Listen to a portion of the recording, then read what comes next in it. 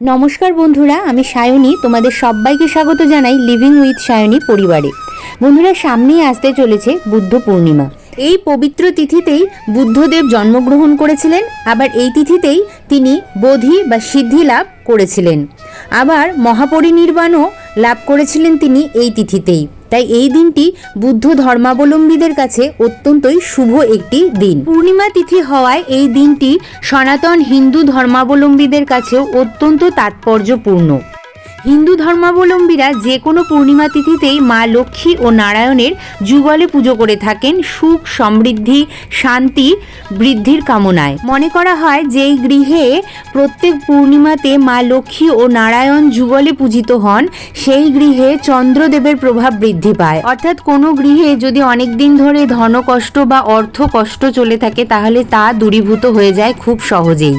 বন্ধুরা, এটা তো আমরা সকলেই জানি যে প্রভু শ্রী নারায়ণের নবম অবতার হলেন স্বয়ং বুদ্ধদেব।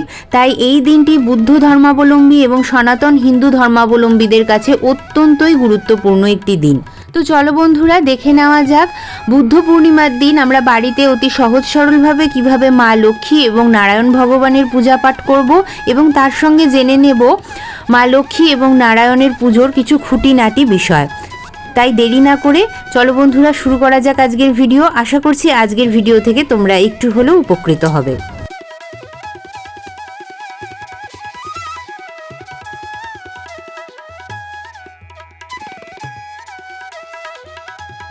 বৈশাখী পূর্ণিমা বা বুদ্ধ পূর্ণিমা হলো বাংলা বছরের প্রথম পূর্ণিমা। আর যেহেতু এবার এটা বৃহস্পতিবার পড়েছে, তাই এর তাৎপর্য কয়েক গুণ বেড়ে গেছে বন্ধুরা। স্নানাদি সম্পন্ন করে ঠাকুর মন্দিরে তো চলেই এসেছি, হাতে গঙ্গা জল নিয়ে বলছি তদ্বিষ্ণু পরমং পদম সদা পশ্যন্তি সুরয় দিবিব চক্ষুরাতম ওম বিষ্ণু ওম বিষ্ণু ওম বিষ্ণু। আমার যে সমস্ত বন্ধুরা বিবাহিত আছো, তারা এই দিনটিতে অবশ্যই যুগলে অর্থাৎ স্বামী স্ত্রী একসঙ্গে পুজোয় বসার চেষ্টা করবে। এটা মনে করা হয় যে মা লক্ষ্মী এবং নারায়ণের আশীর্বাদে দাম্পত্য জীবনে সুখ শান্তি নেমে আসে। এই দিন বন্ধুরা, তোমরা পূর্ব দিক অথবা উত্তর দিকে মুখ করে একটি জলচৌকি পাতবে। আর তোমাদের যদি আসনে অর্থাৎ মন্দিরেই যদি মা লক্ষ্মী এবং নারায়ণ থেকে থাকেন, তোমরা সেখানেও পূজা করতে পারো। আমি এটা তোমাদের বোঝানোর সুবিধার্থে এবং শ্যুটের জন্য এখানে বাইরে আজকে পুজোটা করে দেখাচ্ছি। আমি আজকে চিত্রপটেই প্রভু শ্রী হরি এবং মা লক্ষ্মীর পূজাবিধি সম্পন্ন করছি। তোমরা চাইলে পাথর বা পিতলের বিগ্রহতে বা মাটির বিগ্রহতেও তোমরা পূজাবিধি সম্পন্ন করতে পারো। 2024 সালে বুদ্ধ পূর্ণিমা পড়েছে 23শে মে, বাংলার 9ই জ্যৈষ্ঠ বৃহস্পতিবার। পূর্ণিমা তিথি শুরু হচ্ছে 22শে মে অর্থাৎ আগের দিন সন্ধ্যা ঘন্টা 6টা 4 মিনিট থেকে, এবং স্থায়ী হবে পরের দিন 23শে মে 2024 সন্ধ্যা ঘন্টা 6টা 48 মিনিট পর্যন্ত। পূজাবিধি শুরু করার আগে আমি অগ্নিদেবকে আবাহন করব, তাই জন্য এখানে আমি একটি তেলের প্রদীপ সাজিয়ে নিচ্ছি বন্ধুরা। তোমরা চাইলে এখানে ঘিয়ের প্রদীপও প্রজ্বলিত করতে পারো। এটা মনে করা হয় যে অগ্নিদেবকে আবাহন করে অগ্নিদেবকে সাক্ষী রেখে আমরা পুজোটা করে থাকি, তাই জন্য একটা প্রদীপ সর্বপ্রথম প্রজ্বলিত করা হয়। বন্ধুরা, এই দিন কিন্তু গঙ্গা স্নানেরও অনেক বেশি মাহাত্ম্য আছে। তো আমার যে সমস্ত বন্ধুরা গঙ্গা স্নান করতে পারছো তারা তো পারছোই, যারা পারছো না তারা অন্তত স্নানের জলে একটু গঙ্গা জল মিশিয়ে স্নান করবে। এটি অত্যন্তই মঙ্গলজনক বলে মনে করা হয়।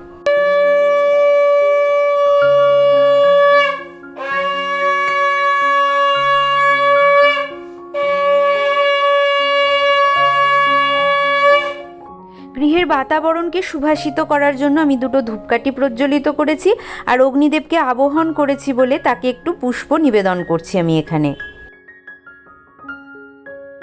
চিত্রপটে পুজো করলেও আমার বহু বন্ধুদের এই দিন ইচ্ছে করে যে ভগবানদেরকে একটু পঞ্চামৃত করাতে। তার জন্য দেখো আমি এখানে দুধ, দই, ঘি, মধু আর শর্করা হিসাবে একটু চিনি নিয়ে নিয়েছি। এই দিয়েই আমি এখানে পঞ্চামৃতটা তৈরি করব। আর এখানে নিয়েছি একটু গঙ্গা জল। আমার যে সকল বন্ধুদের পিতলের বা পাথরের মূর্তি আছে, তারা তো অতি অবশ্যই এই দিন পঞ্চামৃত করবে।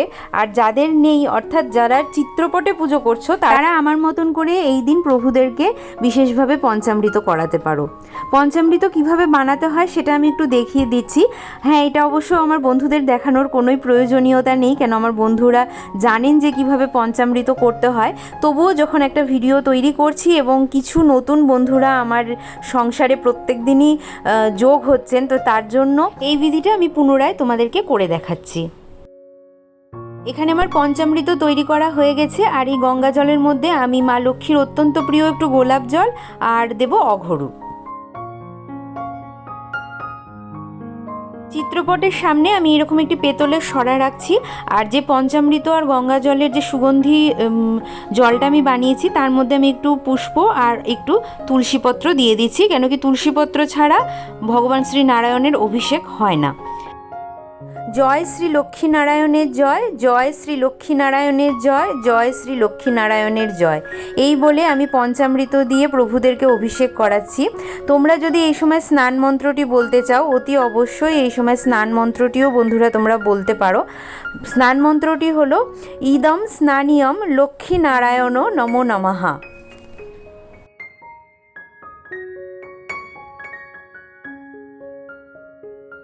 এবার চিত্রপটে একটু স্নানের বিধি সম্পন্ন করানোর জন্য আমি সুগন্ধি জলটিকে একটু গামছার মধ্যে নিচ্ছি এবং এই জল দিয়ে আমি চিত্রপটে স্নানের বিধি সম্পন্ন করাচ্ছি। এখানে যে অভিষেকের জলটি বেরিয়েছে বন্ধুরা, এটা তোমরা উপোস ভঙ্গের সময় চরণামৃত হিসাবেও পান করতে পারো, আবার বাড়ির সবার মাথায় ছিটিয়ে বাড়ির চারপাশেও ছিটিয়ে দিতে পারো।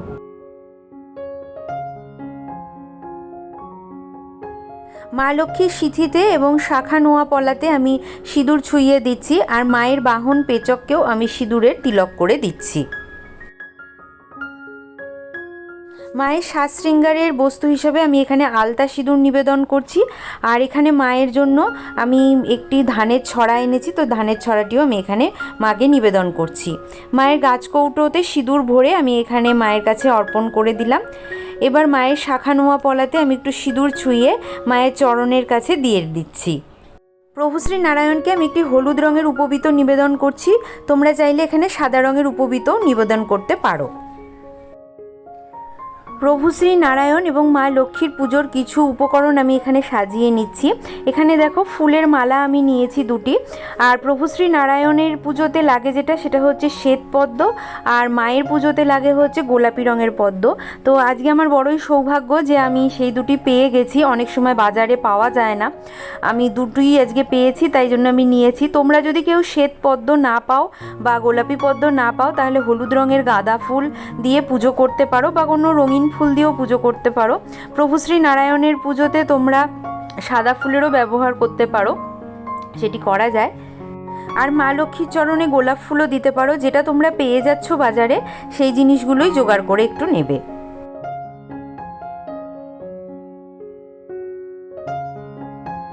আর নিতে হবে তুলসীপত্র, যা ছাড়া প্রভু শ্রী নারায়ণের পুজো অসম্পূর্ণ থাকে। এই পুজোয় লাল চন্দন এবং শ্বেত চন্দন দুটিই ব্যবহার হয়। আমি রক্তচন্দনের দ্বারা মায়ের ললাটে তিলক করে নিচ্ছি, বলছি জয় মা লক্ষ্মী, জয় মা লক্ষ্মী, জয় মা লক্ষ্মী। এবার প্রভু শ্রী নারায়ণের ললাটেও আমি শ্বেত চন্দনের তিলক করব, বলবো জয় শ্রী নারায়ণের জয়, জয় শ্রী নারায়ণের জয়, জয় শ্রী নারায়ণের জয়। দুটি তুলসীপত্রতে আমি শ্বেত চন্দন সহযোগে প্রভু শ্রী নারায়ণের চরণে নিবেদন করছি। একটি মালা আমি এখানে নিবেদন করে দিচ্ছি। বন্ধুরা, এই দিন দান দক্ষিণার বিশেষ মাহাত্ম্য থাকে, তো তোমরা চাইলে পুজোর পরে দান দক্ষিণাও করতে পারো। যাদের প্রয়োজনীয়তা আছে এমন কোনো ব্যক্তিকে খাদ্য, বস্ত্র এই সমস্ত কিছু দান করতে পারো। কালো তিল দান করতে পারো, যা তোমাদের মন চায়। ঘট পেতে পুজো করব, তার জন্য এখানে আমি গঙ্গা মাটি পেতে নিচ্ছি, সিঁদুর দিচ্ছি, এরপরে ধান ছড়িয়ে দিচ্ছি চারপাশে। আমি তো মা লক্ষ্মী এবং নারায়ণের ঘর ধান দিয়েই পাতি বন্ধুরা, তোমরা চাইলে পঞ্চ শস্য দিতে পারো। আর দিচ্ছি একটু দূর্বা আর ফুলের পাপড়ি। এখানে আমি পিতলের একটি ঘটে মঙ্গল চিহ্ন অঙ্কন করে নিচ্ছি। তোমরা চাইলে এখানে মাটি বা তামার ঘটও নিতে পারো বন্ধুরা, যেটা তোমাদের মন চায়। তো বন্ধুরা, পূর্ণিমার ব্রত করা কিন্তু অত্যন্তই শুভ বলে মনে করা হয়, এবং পূর্ণিমার এক একটি পূর্ণিমার কিন্তু বিশেষ বিশেষ তাৎপর্যও থাকে। তো এই দিন আমি বলবো যে বাড়ির সবাই সকাল সকাল স্নান সম্পন্ন করবে এবং তারপরে পুজো পাঠে লিপ্ত হবে। পুজো পাঠ শুরু করার আগে তোমাদের যে প্রবেশ দ্বারটি আছে সেটি হলুদ গঙ্গা জল দিয়ে ধুয়ে দিতে পারো। এটা খুবই মঙ্গলজনক বলে মনে করা হয় এতে দুঃখ দারিদ্রতা দূর হয় এবং অর্থের সমাগম ঘটে। এছাড়াও তোমরা এই দিন বাড়ির সকলে মিলে পুজোয় বসার চেষ্টা করবে। এতে কি হয় বলো তো বন্ধুরা, বাড়ির ভেতরে যদি কারোর দ্বন্দ্ব কলহ এই সমস্ত কিছু থেকে থাকে সেটা কিন্তু ধীরে ধীরে দূরীভূত হয় এবং বাড়ির সকলের মধ্যে একটা মধুর সম্পর্ক গড়ে ওঠে।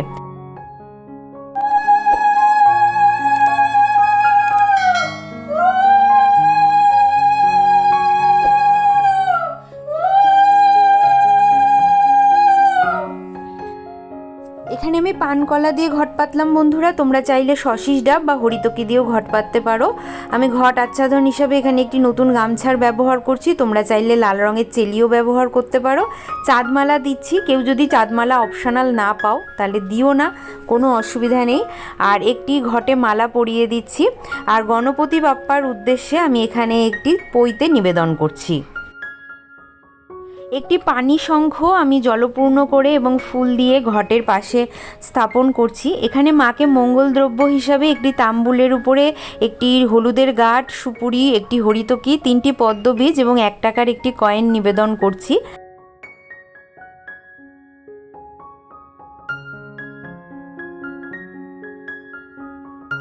প্রথমে আমি প্রথম পূজ্যকে পুষ্প নিবেদন করছি, অর্থাৎ পুষ্পাঞ্জলি দিচ্ছি। ওং গাং গণপতয়ে নমঃ, ওং গাং গণপতয়ে নমঃ, ওং গাং গণপতয়ে নমঃ, ওং পঞ্চদেব দেবীভ্যো নমঃ। পঞ্চদেব দেবীর নামে আমি এখানে পুষ্পাঞ্জলি দিয়ে নিচ্ছি। বন্ধুরা, প্রভু শ্রী নারায়ণের আগে তোমরা অবশ্যই মা লক্ষ্মীর পুজো দিয়ে নেবে বা পুষ্পাঞ্জলি দিয়ে নেবে। তো দেখো আমি এখানে বলছি, নমস্তে সর্বদেবনাং বরদাসী হরিপ্রিয়ে জাগতিস্তং প্রপন্নানং সা মে ভুয়াত্ম দর্জবাত। ওং অচ্যুতং পুণ্ডরিকাক্ষং নৃসিংহং দৈত্যসূদনং ঋষিকেশং জগন্নাথং বাগীশং বরদকায়ং গুণাতীত গুণত্রয় গোবিন্দং গরুড়ধ্বজং জনার্দন জনানন্দন জানকী বল্লভং জয়ং প্রণমামি সদা সত্যনারায়ণ মত পরম। এরপর আমরা প্রণাম মন্ত্র জানিয়ে নেব। বলবো ওং বিশ্বরূপস্য ভর্জাসে পদ্মে পদ্মালয়ে শুভে সর্বতো পাহি মাং দেবী মহালক্ষ্মী নমস্তুতে। তারপরে আমরা ভগবান বিষ্ণুকেও প্রণাম জানিয়ে নেব। ওং নমব্রহ্মণ্য দেবায় গোব্রাহ্মণ্য হিতায় চ জগদ্ধৃতায় কৃষ্ণায় গোবিন্দায় নমো নমঃ। পাপহং পাপকর্মহং পাপত্ম পাপ সম্ভব ত্রাহি মাং পুণ্ডরীকাক্ষ সর্ব পাপহরো হরি। এখানে আমি প্রথমেই ফলের ভোগ রেখেছি বন্ধুরা।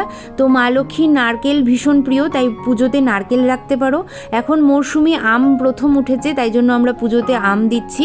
আর ভগবান শ্রী নারায়ণের কলা অত্যন্ত প্রিয়, কলা দিচ্ছি, কলার ভোগ এখানে। ভগবানের হলুদ রঙের যে কোনো ফল মিষ্টি ভীষণ প্রিয়, তোমরা সেটা দিতে পারো। এখানে পঞ্চদেবতার নামে একটি নৈবেদ্য আমি প্রস্তুত করেছি। আর দুজনের জন্য অর্থাৎ মা লক্ষ্মী এবং নারায়ণের জন্য আমি এখানে মিষ্টান্ন নিয়ে এসেছি। প্রভুর যেহেতু হলুদ রঙটি ভীষণ প্রিয়, তাই জন্য আমি এখানে লাড্ডুর ভোগ দিচ্ছি। আর মায়ের জন্য এনেছি সন্দেশ। এই দিন তোমরা পাকের কিছুও বানিয়ে দিতে পারো, অর্থাৎ লুচি, সুজি, খিচুড়ি, তরকারি সমস্ত কিছুই নিতে পারো।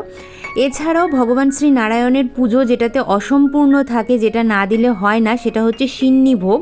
তো এই সিন্নি ভোগের কিছুটা মাপ থাকে, কেউ 500 গ্রামের দেয়, কেউ আবার 300 গ্রামের দেন, কেউ আবার 1 কেজির দেন। যে 300 গ্রামের দেবেন তার লাগবে 300 গ্রাম আটা, 300 গ্রাম আখের গুড়, 300 গ্রাম দুধ এবং তার সঙ্গে লাগে 8টি কলা। এছাড়াও মধু লাগে, ঘি লাগে, আর তার সঙ্গে কিছু ড্রাই ফ্রুটস যেমন কাজু, কিশমিশ এই সমস্ত কিছু দেওয়া যায়। অনেকে নারকেল কোড়া দিয়ে থাকেন, যার যেরকম পছন্দের, আবার অনেকে এর মধ্যে একটু সন্দেশও দিয়ে থাকেন। তো আমি এখানে তোমাদেরকে বোঝানোর জন্য বন্ধুরা এখানে একটা মিনিমাম পরিমাণের করছি। আমি এখানে 1 কাপ আটা দিয়ে করছি, তোমরা কিন্তু এই মাপটা নেবে না, এটা আমি জাস্ট একটা তোমাদেরকে দেখানোর জন্য বলছি। তোমরা হয় 300 গ্রামের নেবে, না হলে 500 গ্রামের নেবে, না হলে 1 কেজির নেবে। 500 গ্রাম নিলে লাগে 500 গ্রাম আটা, 500 গ্রাম আখের গুড়, 500 গ্রাম দুধ এবং তার সঙ্গে লাগে 25টা কলা। তো এইভাবে তোমরা সিন্নি প্রস্তুত করবে। আর তার উপর দিয়ে আমি একটু কর্পূরের গুঁড়ো আর তুলসীপত্র দিয়ে আমি এখানে ভগবানকে নিবেদন করছি। তো বন্ধুরা এখানে যার যেরকম নিয়ম সেইভাবেই তোমরা সিন্নি প্রস্তুত করবে। অনেকে আটার বদলে সুজি এবং ময়দা ব্যবহার করে থাকেন, তো সেইভাবেও প্রভুকে সিন্নি দেওয়া যায়। তোমাদের বাড়ির যেটা নিয়ম তোমরা সেইভাবেই প্রভুকে সিন্নি নিবেদন করবে। নারায়ণ ভগবানের পুজোতে তোমরা যেই ভোগই নিবেদন করো না কেন বন্ধুরা, সিন্নি অতি অবশ্যই দেবে, কেন কি নারায়ণ ভগবানের পুজো সিন্নি ছাড়া কিন্তু অসম্পূর্ণ থাকে। আর অন্য কোনো কিছু, অর্থাৎ আমি যেটা বলছি যে ভোগ কিছু বানিয়ে দেওয়া বা গোটা ফল মিষ্টি দেওয়া, এগুলো অপশনাল, এগুলো নাও দিতে পারো, কিন্তু নারায়ণ ভগবানের পুজোতে অতি অবশ্যই সিন্নি দিতেই হয়। সিন্নি ছাড়া নারায়ণ ভগবানের পুজো কিন্তু অসম্পূর্ণ থাকে বা হয় না।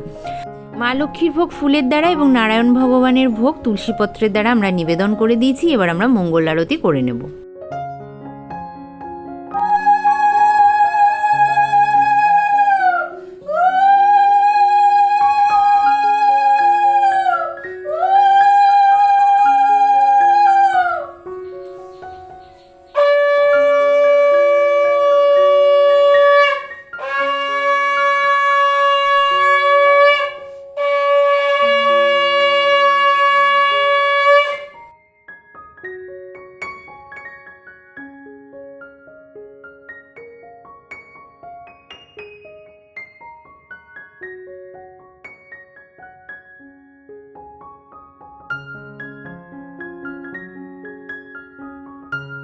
মঙ্গল আরতি আমার সম্পন্ন হলো বন্ধুরা। তো এই ছিল আমার বুদ্ধ পূর্ণিমার দিন বাড়িতে অতি সহজ সরলভাবে মা লক্ষ্মী এবং নারায়ণ ভগবানের পূজাবিধি। কেমন লাগলো আমাকে অতি অবশ্যই লিখে জানিও। ভিডিওটি ভালো লাগলে লাইক শেয়ার করতে ভুলো না। যারা আজকে আমাকে নতুন দেখছো ইউটিউব থেকে, তারা প্লিজ আমার চ্যানেলটিকে সাবস্ক্রাইব করে নিও।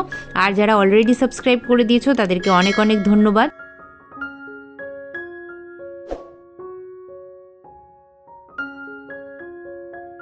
আর যারা ফেসবুক থেকে দেখছো তারা প্লিজ আমার পেজটিকে ফলো করে নিও। চলো বন্ধুরা, আজকে এখানেই শেষ করছি। দেখা হবে আবারও একটি সুন্দর পূজাবিধির সঙ্গে। ভগবান শ্রী নারায়ণ এবং মা লক্ষ্মীর কৃপাদৃষ্টি সদা সর্বদা তোমাদের সংসারের উপর থাকুক, এই কামনাই করি।